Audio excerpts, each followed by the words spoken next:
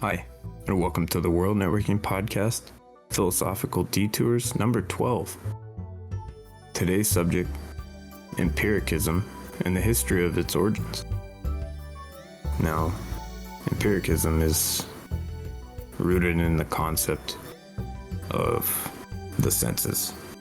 Now, it's to do with what you see, what you sense around you, and what that observation impels you to observe in science, in the world around you, and within your facts of the mind, what your reality is. Now, the roots of empiricism is a concept most likely even older than detailed, but as most Western philosophical foundings, it tends to originate its voice and records founded in the early ancient Greek pre-Socrates studies. Now, viewed as a more informal practice of thought, this has been part of ancient studies before the time of Socrates, as mentioned.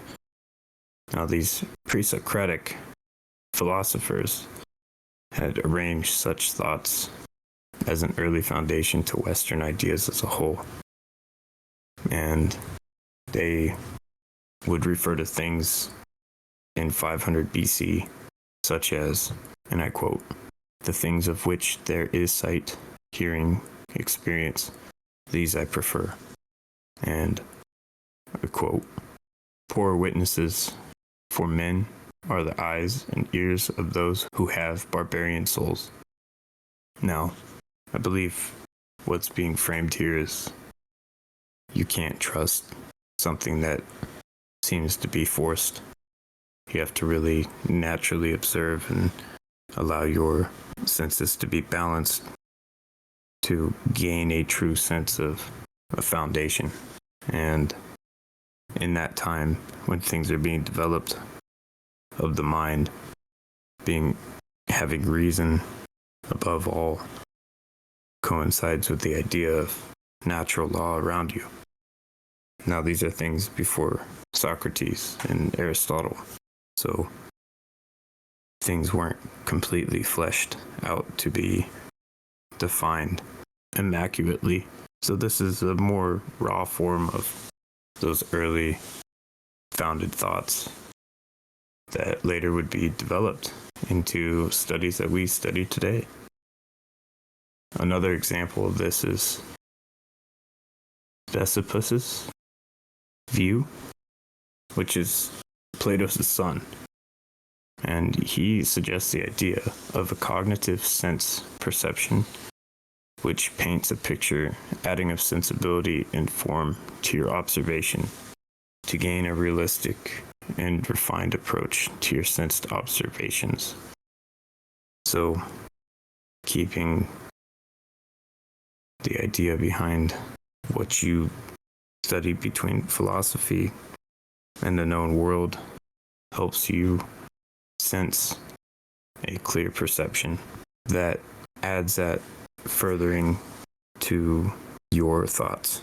It adds a self-accountability element that you only gain what you truly know to be true. And this inform is a natural element of Plato's skeptical reasoning, whereas you need to define things to be reasonable first before reason can be applied. And in this case, it seems Epicureanism is a foundational element to this thought process behind skepticism as a whole, further proving that it's more of a sub-foundational philosophy rather than a fully fledged school of its own, as you can even see similar traits in Stoicism, whereas you have to observe the emotions and understand the emotions around you before you can accept them as part of your own vibrance, your own life. Now, moving forward in time, things were pursued by the pre-mentioned Socrates and Aristotle in their own studies, and you can see those today as you look through, and you can see how things are based off of observations and practice. But this really started getting fleshed out in the late medieval periods when Sir Francis Bacon and John Locke came to inquire about their concepts. Now, Sir Francis Bacon would have been the first to discover the scientific method within the later period of the first scientific revolution, right before the rise of Sir Isaac Newton's revelations. In a few years thereafter, John Locke also would be one of the later figures, more around Sir Isaac Newton's time, that would help define the reason behind the scientific processes that change the way we view the way science operates in the living world and the natural order of things. We still use these processes today, and thus could be proved a foundational part of science as an industry, as without the scientific method of observation, it would be hard to standardize things to the degree that we have in modern times. I find this stuff very interesting, and there's a whole slew of recorded evidence that will be linked below through the Stanford educational article I was using to help research with this. Now, I would implore you to go check it out if you would like to further your personal education on this topic. I really enjoyed studying about this, and I want to step back into it as I study some more of the other philosophies, as with it being a sub-philosophical element and having the properties of being part of many.